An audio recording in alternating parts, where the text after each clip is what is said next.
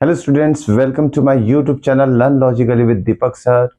आज हम कंटिन्यू करने जा रहे हैं एनसीईआरटी से chapter number 9 light, reflection and refraction. इसके प्रीवियस वीडियो में हमने डिस्कस कर चुके थे कि what do you mean by the reflection of light, okay, laws of reflection, properties of plane mirror, spherical mirror, जिसमें कि हमने concave spherical mirror, convex spherical mirror, उसके ray diagrams, rules for the ray diagram, and then sign convention and numerical depends on the sign convention। ये सारी चीज़ें हम previous video में discuss कर चुके, सॉल्व कर चुके हैं। आज हम जो टॉपिक लेने वाले इसी लाइट चैप्टर से वो है रिफ्रैक्शन ऑफ लाइट। ओके, अब ये रिफ्रैक्शन क्या होता है उसके बारे में पहले थोड़ा डिस्कस कर लेते हैं। रिफ्रैक्शन मीन्स जब रे ऑफ लाइट किसी पर्टिकुलर मीडियम से आर पार हो जाती है, that is called as a refraction of light. और मीडियम मतलब अलग अलग टाइप के मीडियम हम एग्जांपल के तौर पे ले सकते हैं, जैसे ग्लास हो गया, वाटर हो गया, air is also a medium, उसमें से भी लाइट ट्रैवल होती है। जैसे कि सन रेज जब अर्थ एटमॉस्फेयर में एंटर करती है, it travel through the air बोल सकते हैं medium. Okay, out of the earth atmosphere in the universe अगर बोलेंगे तो वैक्यूम रहता है, in vacuum also air can travel. Okay, तो डिफरेंट मीडियम की अगर बात करें तो ये सारे डिफरेंट मीडियम में से जब लाइट अगर ट्रैवल करती है तो उसमें सबसे इंपॉर्टेंट चीज जो आती है स्पीड ऑफ लाइट। तो ये सारी चीजें हम इस वीडियो में डिस्कस करने वाले हैं। तो एक सिंपल सा सबसे पहले तो आप एक चीज नोट कर लीजिए, स्पीड ऑफ लाइट क्या होती है। Speed of light in vacuum और एयर ये होता है 3 × 10⁸ मीटर पर second. Okay, round of simple language में अगर समझा जाए तो लाइट एक सेकेंड में 3 लाख किलोमीटर डिस्टेंस ट्रैवल करती है। This is very interesting fact कि लाइट अगर हमने 1 काउंट कर लिया तो 3 लाख किलोमीटर डिस्टेंस ट्रैवल कर लेगी। ओके, तो ये रहती है स्पीड ऑफ लाइट। अब अलग अलग मीडियम में ये अलग अलग स्पीड से ट्रैवल करती है। ये सब चीजें हम इस वीडियो में देखने वाले हैं, लेकिन सबसे पहले आप शुरुआत करते हैं what do you mean by the refraction of light. देखिए, रिफ्रैक्शन मतलब जैसे एक ग्लास सरफेस है, ये वाला ग्लास सरफेस है।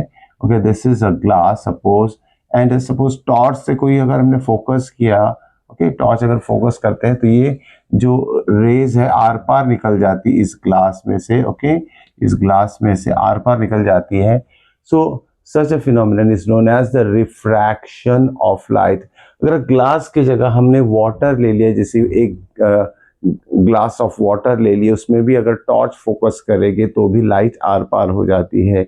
ओके, तो ये अलग अलग मीडियम में से जब लाइट मिस बाहर हो जाती है तो इसी प्रोसेस को हम रिफ्रैक्शन ऑफ लाइट कहते हैं।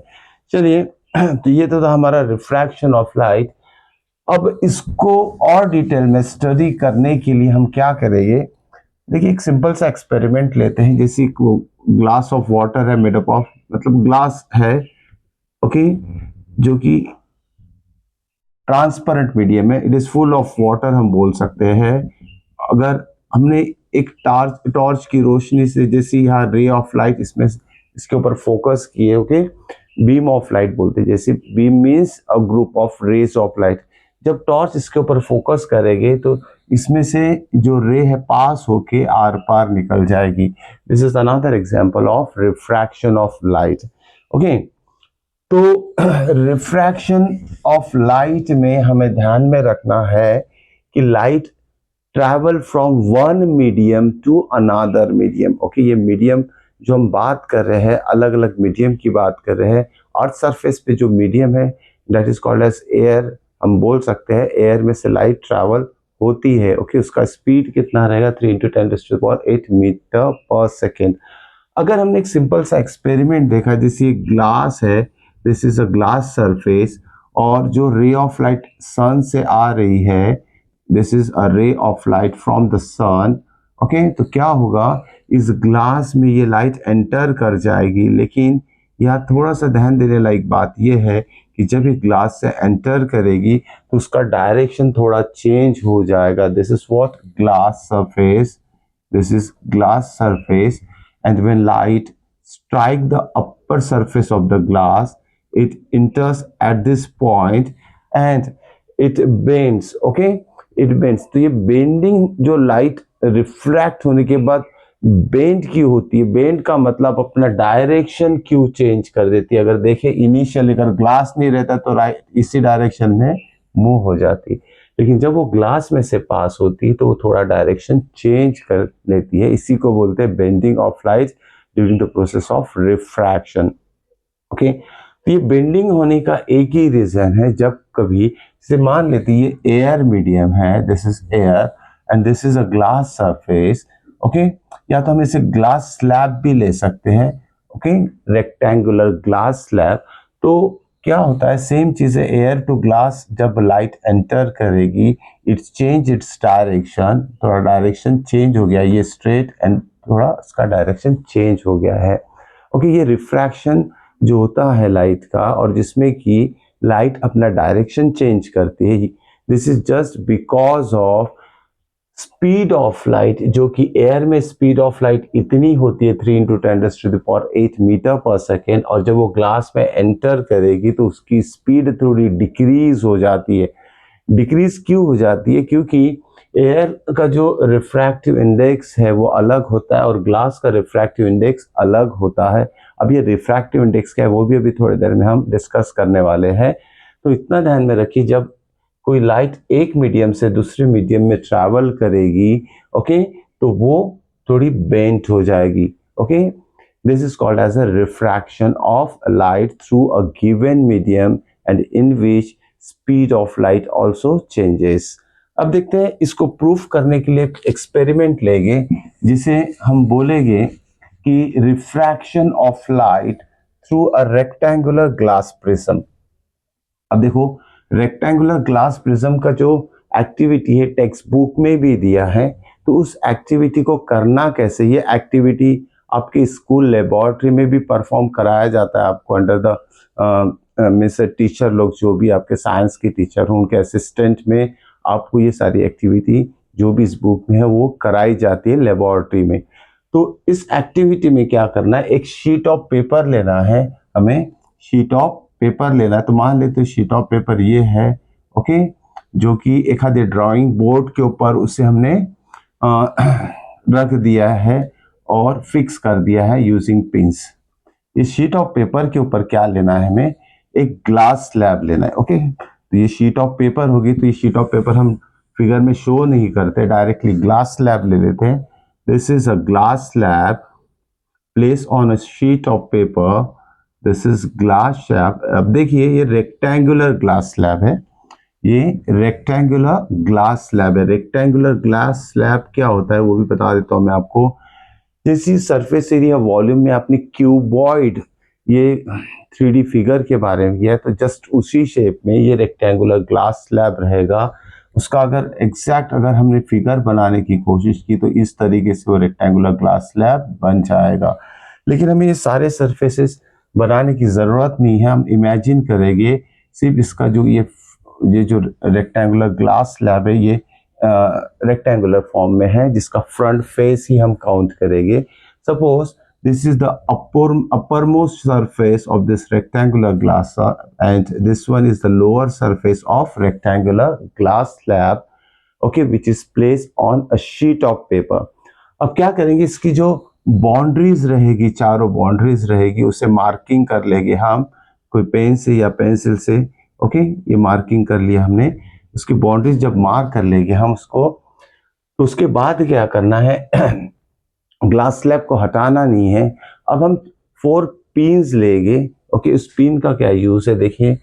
अब ये रेक्टेंगुलर ग्लास स्लैब इस पेपर के ऊपर रखा गया, शीट ऑफ पेपर के ऊपर रखा गया है. ये उसका फ्रंट सरफेस है और बैक सरफेस भी रहेगा उसमें. तो हम क्या करेंगे, 4 पिन्स लेना है हमें, 4 पिन्स. उसमें से 2 पिन्स को हम यहाँ अरेंज कर लेते.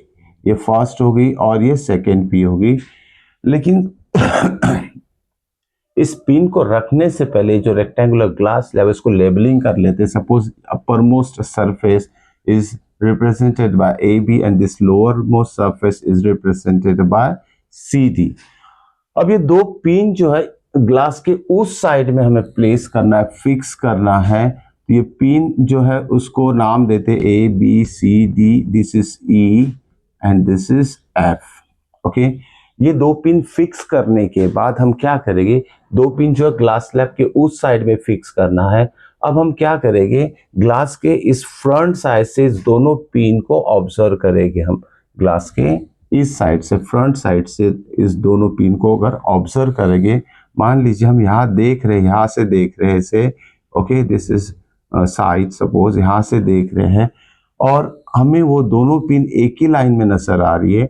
ओके, एक ही लाइन में नजर आ रही है और वो हमें दिखाई दे रही है ऐसी कुछ। ओके, ये इस तरीके से दिखा, इस डायरेक्शन में हमें ये दोनों पिन दिखाई दे रही है। तो इसी डायरेक्शन में हमें जो बाकी दो पिन बची है उसे भी इसी डायरेक्शन में फिक्स कर देना है। समझ में आई बात? तो चार पिन, दो पिन उस साइड में और दो पिन इस साइड में हमें फिक्स करना है, इस तरीके से फिक्स करना है। तो यहाँ से जब देखेंगे तो pin first, second, third, four हमें एक ही लाइन में दिखाई देना चाहिए। लेकिन एक्चुअली हम बोर्ड के ऊपर देख रहे हैं कि ये दो पिन अलग डायरेक्शन में दिख रही है, इसका दो पिन का डायरेक्शन हमें अलग दिखाई दे रहा है। वो इसलिए हो रहा है कि ये दोनों पिन और ये दोनों पिन के बीच में ग्लास स्लैब है। चलिए इस दो पिन को भी नाम देते हैं EF and this is G and this is H। Okay, तो ये चार पिन हमने फिक्स कर दिए हैं। अब चार पिन फिक्स करने के बाद ये जो मार्जिन ऑलरेडी हम बना चुके हैं ग्लास स्लैब का, इस ग्लास स्लैब को अगर रिमूव कर देते हैं तो हमें इस तरीके से एक रेक्टेंगल नजर आएगा और ये दो पिन और ये दो पिन हमें यहाँ दिखाई देगी, एक रेक्टेंगल के उस साइड में और एक रेक्टेंगल के इस साइड में। अगर हम इस दो पिन को अगर एक लाइन से जोड़ देते हैं, जैसे this is the line suppose, okay, it is observe that, साथ में इसे भी जोड़ दिया जाए। ओके, तो क्या होता है देखेंगे हम, this is another line. Okay, क्या होता है यहां से देखिए इसका डायरेक्शन हमें अलग नजर आ रहा है। सो अब थोड़ा सा फिगर को हम एडजस्टमेंट कर लेंगे। ओके, तो इसको हम बाद में बनाते हैं, पहले इसके बारे में थोड़ा डिस्कस कर लेते हैं। This is said to be the ray of light. Imagine ये जो आ रहा है, रे ऑफ लाइट आ रही है, it is fall on the upper surface of the prism eight this point, suppose represented by O।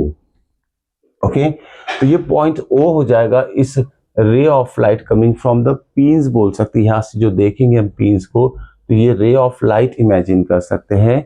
Okay, ये पॉइंट ऑफ इंसिडेंस O हो जाएगा and then it change its direction when it enter into the glass।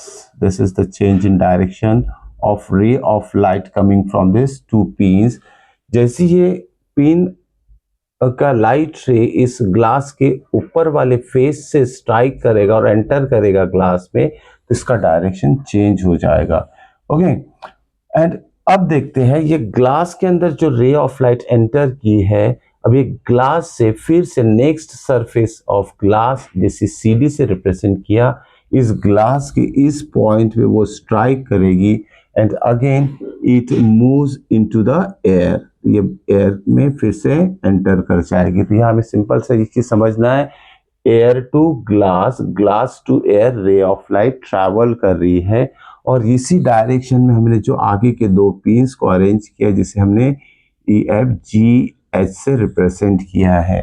Okay, तो देखिए इस glass slab experiment में हमें ये incident ray बोल सकते हैं, ये रिफ्रैक्टेड रे हो जाएगा इस सरफेस AB के लिए। लेकिन जब हम इस सरफेस CD की बात करेंगे जो कि ग्लास स्लैब का नीचे वाला सरफेस है, इस सरफेस CD के लिए ये जो रे ऑफ लाइट हो जाएगी ये इंसिडेंट रे हो जाएगी और ये इंसिडेंट रे इस सरफेस पे, suppose this point O dash पे जब स्ट्राइक करेगी तो this is refracted in air. तो इसमें जो मीडियम है ये है एयर, ये है glass and again this is what, air.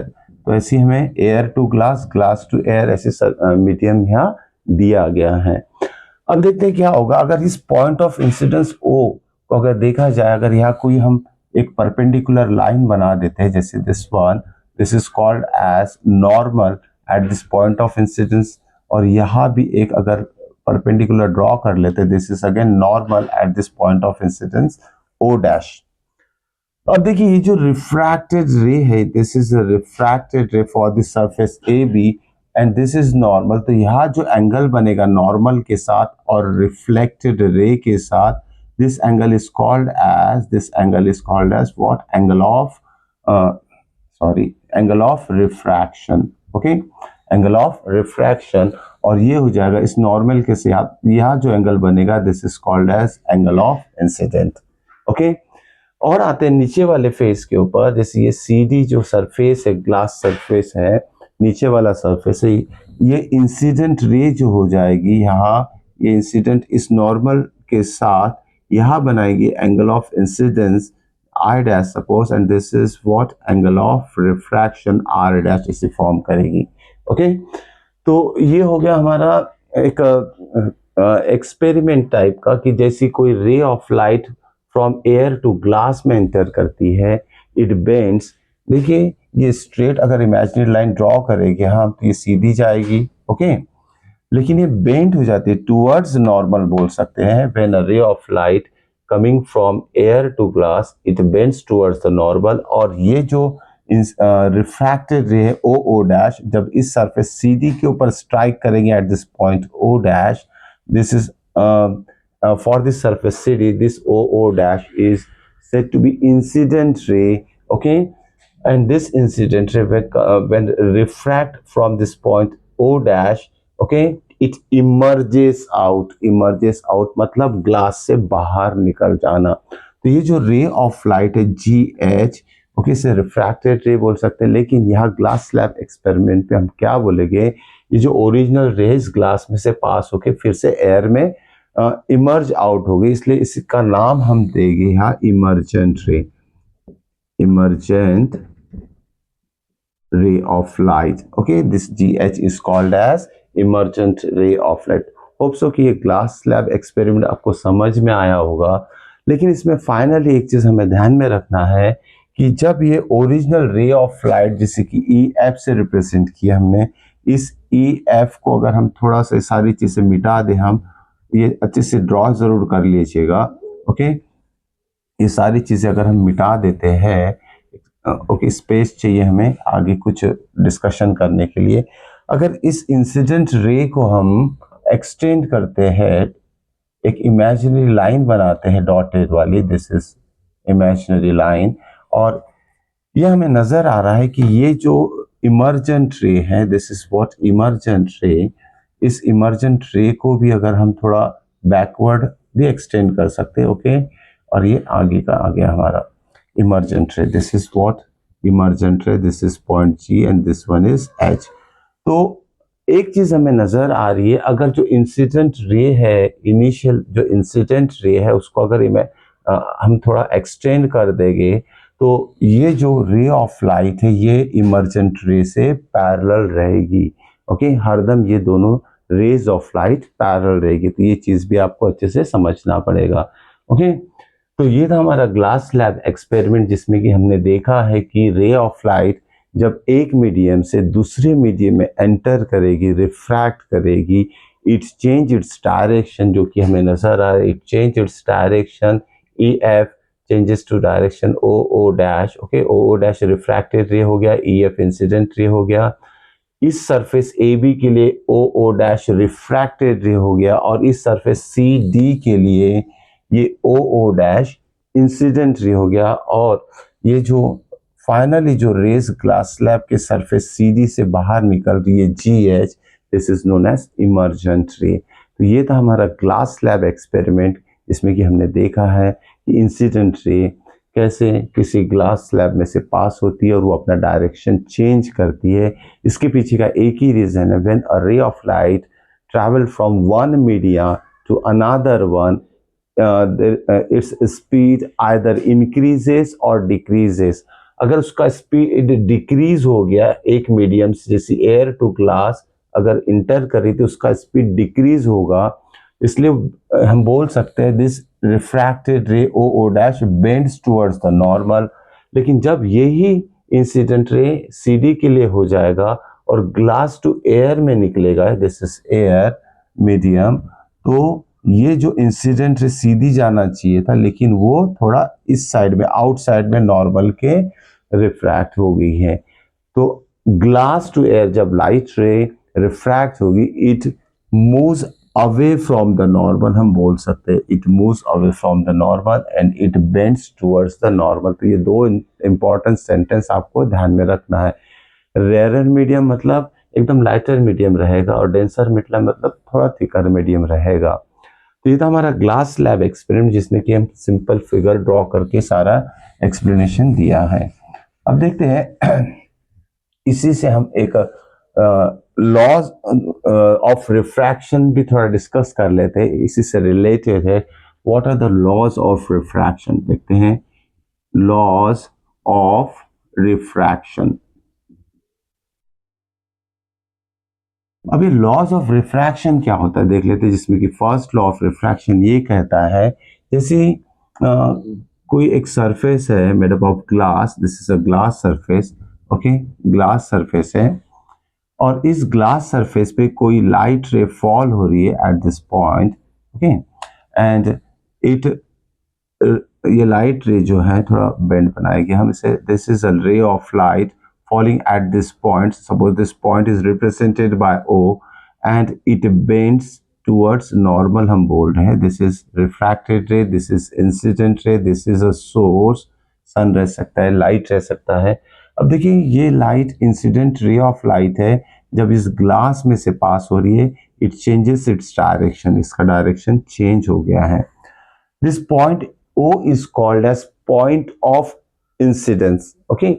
और इस पॉइंट ऑफ इंसिडेंस पे अगर हम एक नॉर्मल ड्रॉ करते हैं, this is a normal at this point O which is always perpendicular to this surface, okay, तो ये हो जाएगा आपका angle of incidence and this is called as the angle of refraction, okay. Angle of incidence और refraction कभी भी normal के साथ ही बनता है, ध्यान में रखिएगा। अब देखिए इसमें हम फर्स्ट लॉ कैसे लिख सकते हैं, देखिए फर्स्ट लॉ लिखने से पहले और एक चीज आपको ध्यान में रखना है, ये जो सरफेस है this is a surface of glass, इसी ग्लास सरफेस पे एयर का कांटेक्ट हो रहा है, एयर एंड ग्लास सरफेस इस लाइन पे मीट कर रहे हैं, okay, this is called as point of interface, okay, this is called as point of interface. तो at this point of interface हम बोल सकते हैं first law of refraction that it state that angle of incidence and angle of refraction and the third is normal, all these rays of light are lies in the same plane, okay, for a given media बोल सकते हैं। फिर से एक बार angle of incidence is and angle of incidence, angle of refraction and a normal at a point of incidence all lie in the same plane for a given media का मतलब क्या होता है, एयर टू ग्लास में ये enter कर रही है, इसलिए हम लिखेंगे for a given media. So this is the first law of refraction in which it is state that angle of incidence, angle of refraction and normal which is represented by N suppose at this point of incidence O all lies in the same plane. So this is the first law of refraction. अब देखते हैं second law क्या कहता है। Second law of refraction state that okay अगर ये जो angle of incidence है ये एंगल ऑफ रिफ्रैक्शन है, अगर इसका रेशियो लिया जाए in terms of trigonometry ratio of sine, तो sine of angle of incidence to the sine of angle of refraction is always constant, okay, is always constant. Ratio of sine of angle of incidence to the sine of angle of refraction, and this its value is always constant. This is the statement for the second law of refraction. This second law of refraction is also known by the another word, that is Snell's law, or this is also known as Snell's law, okay, Snell's law of refraction भी बोला जाता है second law of refraction को, okay. So this is the second law of refraction in which we can say that the ratio of sine of angle of incidence to the sine of angle of refraction is always constant, which is also known as Snell's law. अब देखिए इसमें और भी term आएगा। अब ये constant होता क्या है? ओके, ये कांस्टेंट क्या होता है? This constant is known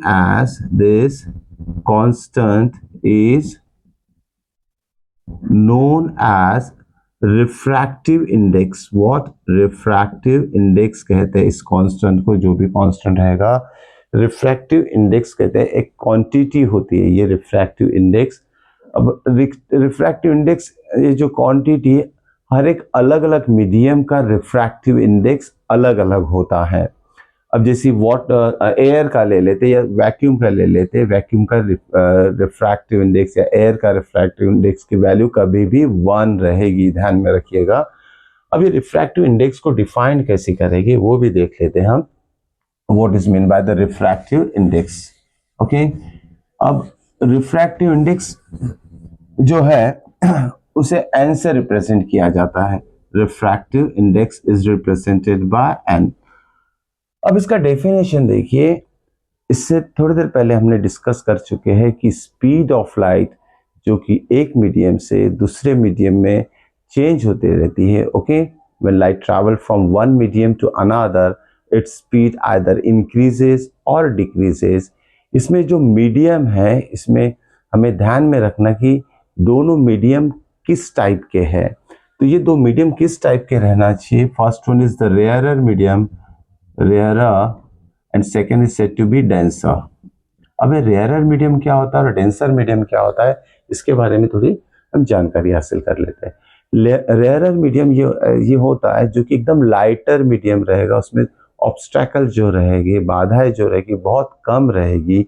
and denser medium मतलब डेंस मतलब थोड़ा थिकर मीडियम रहेगा, जैसे वाटर हो गया, ग्लास हो गया। इसको अगर एयर से कंपेयर करें तो ये थिकर हो जाएगा, डेंसर मीडियम हो जाएगा। सो अदर देन एयर जो भी मीडियम रहेगी वो डेंसर रहेगी अगर one of the medium is said to be air. अब देखिए इसमें रिफ्रैक्टिव इंडेक्स कैसे फाइंड आउट किया जाए। जैसे अब यहाँ फिर से एक सिंपल सा ग्लास स्लैब ले लेते हैं। This is a glass slab. Okay, हमें पता है when a light enter into the glass at this point, okay, O, this is called as a point of incidence. This is what incident ray, and this is normal at this point of incidence, and this is what refracted ray. Okay, this is refracted ray, this is incident ray, this is refracted ray. अब light जो आ रही है air से आ रही है glass में, G for glass. Okay, glass से air से ग्लास में एंटर हो रही है। This is what angle of incidence, this is what angle of refraction. अब यह देखिए रिफ्रैक्टिव इंडेक्स ऑफ एयर तो 1 है। अब ग्लास का रिफ्रैक्टिव इंडेक्स कैसे पता किया जाए? तो फर्स्ट मीडियम जो है एयर हो जाएगा और सेकेंड मीडियम जो है ग्लास हो जाएगा। ओके, तो इसको रीड कैसे करेंगे? Suppose we have to find the refractive index of glass, मतलब second medium with respect to first with respect to air, जिसका कि रिफ्रैक्टिव इंडेक्स हमें पता है। So the refractive index can be defined as, okay, refractive index can be defined as it is the ratio of speed of light in air बोल सकते हैं और medium 1 बोल सकते हैं हम, medium 1, okay, to the speed of light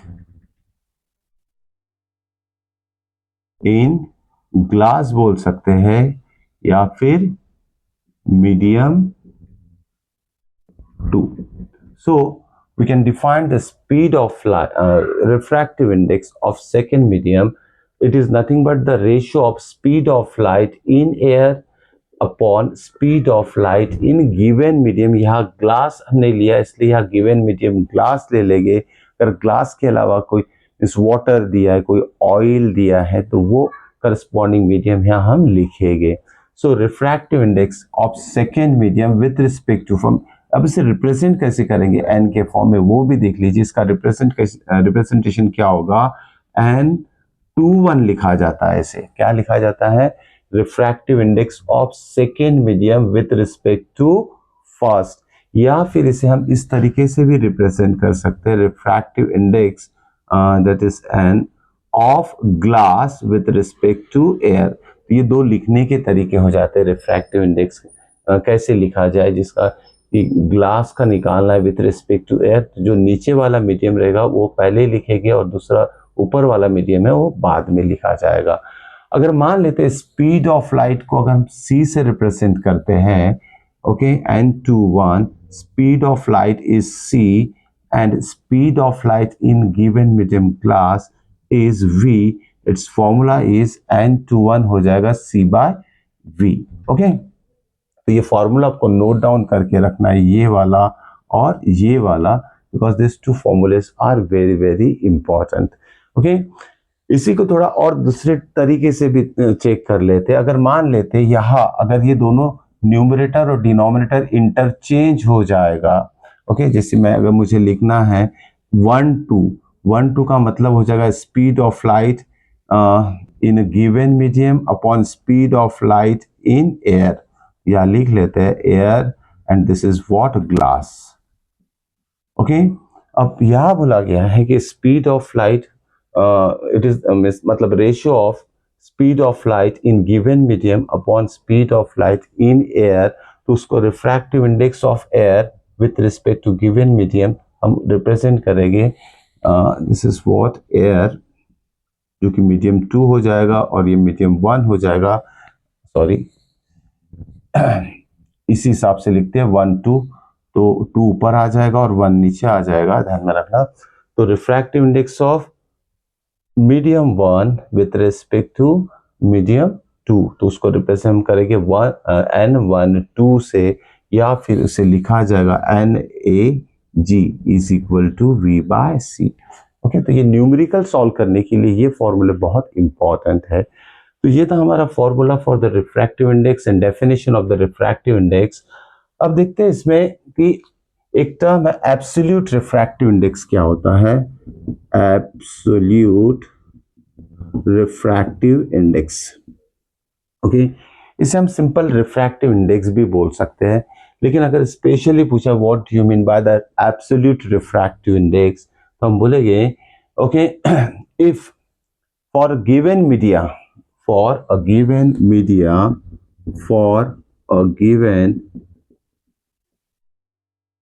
media का मतलब दो मीडियम की बात कर रहे हैं हम, जैसे यहाँ लिया है air and glass. Okay, for a given media मतलब टू मीडियम्स की बात कर रहे हैं, air and glass. If one of the medium is air, दोनों में से अगर एक मीडियम एयर या फिर वैक्यूम रहेगा, देखिए फिर से एक बार रिपीट कर लेते हैं, फॉर अ गिवन मीडिया मतलब टू मीडियम की बात कर रहे हैं, जैसे यहाँ एयर और ग्लास है। अगर ये दो मीडियम में से if one of the medium is air और vacuum, then the refractive index of other medium is always said to be, or refractive index is said to be absolute refractive index। हम बोल सकते हैं अगर दोनों medium में से एक एयर रहेगा तो ऐसे रिफ्रैक्टिव इंडेक्स को हम एब्सोल्यूट रिफ्रैक्टिव इंडेक्स बोल सकते हैं, जिससे कि हम refractive index of second medium निकाल सकते हैं। Okay, so this is about the refractive index. Okay, तो ध्यान में रखना है आपको, रिफ्रैक्टिव इंडेक्स निकालने के लिए आपको speed of light in air और गिवन मीडियम की जरूरत पड़ेगी। स्पीड ऑफ लाइट होती है एयर में 3 × 10⁸ मीटर पर सेकेंड। चलिए देखते एक सिंपल सा एग्जाम्पल लेते, बहुत इंपॉर्टेंट है, बोर्ड एग्जाम में भी ये कई बार पूछा जा चुका है कि जैसे देखिए डायमंड है, डायमंड जिसका रिफ्रैक्टिव इंडेक्स है, refractive index of diamond is 2.42 something. Okay, ध्यान में रखिएगा, refractive index of diamond is 2.42। एक सिंपल वन वर्ड के लिए क्वेश्चन, 1 मार्क के लिए क्वेश्चन आता है, 1 वर्ड में या तो 1 लाइन में आप इसका आंसर लिख सकते हैं। पहले देख लेते हैं क्वेश्चन किस तरह से पूछे जाते हैं। If the refractive index of diamond is 2.42, what does it means? इसका मीनिंग क्या होगा, ये क्वेश्चन पूछा जाता है हरदम। अब हमें पता है कि रिफ्रैक्टिव इंडेक्स ऑफ डायमंड अगर दिया है 2.42, ओके, तो ये जो वैल्यू दी, इसकी वैल्यू दी है या फिर इसकी वैल्यू दी है या फिर इसकी वैल्यू दी है, हमें बोल सकते हैं। अब हमें फॉर्मूला पता है refractive index of given medium with respect to first which is air. Suppose क्योंकि जब कोई रे ऑफ लाइट डायमंड से स्ट्राइक करेगी तो एयर के थ्रू ही स्ट्राइक करेगी, पहले एयर से पास होगी, फिर वो डायमंड के सरफेस पे स्ट्राइक होगी, फिर डायमंड में एंटर करेगी, तो एयर टू डायमंड ही हम कंसिडर करेंगे। तो यहाँ देखिए फॉर्मूला क्या है रिफ्रैक्टिव इंडेक्स का, speed of light in air, speed of light in glass. हमें पता है यहाँ फॉर्मूला लिख सकते हैं कि जैसे रिफ्रैक्टिव इंडेक्स का फॉर्मूला क्या होता है, C upon V। This is for air and this is, यहाँ वेलोसिटी जो रहेगी, स्पीड ऑफ लाइट जो रहेगी, वो डायमंड की बात कर रहे हैं, दिस इज डायमंड। अब रिफ्रैक्टिव इंडेक्स ऑफ डायमंड दिया है, it is 2.42 and speed of light है हमारे पास 3 × 10⁸ मीटर पर सेकेंड। तो V क्या हो जाएगा, speed of light in diamond हो जाएगा। जस्ट कैलकुलेट करते हैं, इसका फाइनल आंसर एक ही लाइन में लिखना है, वो क्या लिखना है अभी थोड़ी देर में बता देता हूं मैं आपको। लेकिन हम क्या निकाल रहे हैं इस क्वेश्चन में, पूछा क्या, व्हाट डज इट मीन, इसका मतलब अलग होता है। लेकिन मैं एक चीज बताना चाहूंगा यहाँ कि जब भी रिफ्रैक्टिव इंडेक्स किसी मीडियम का दिया है तो उस मीडियम में से जो स्पीड ऑफ लाइट रहेगी वो यहाँ से निकाल सकते हैं हम।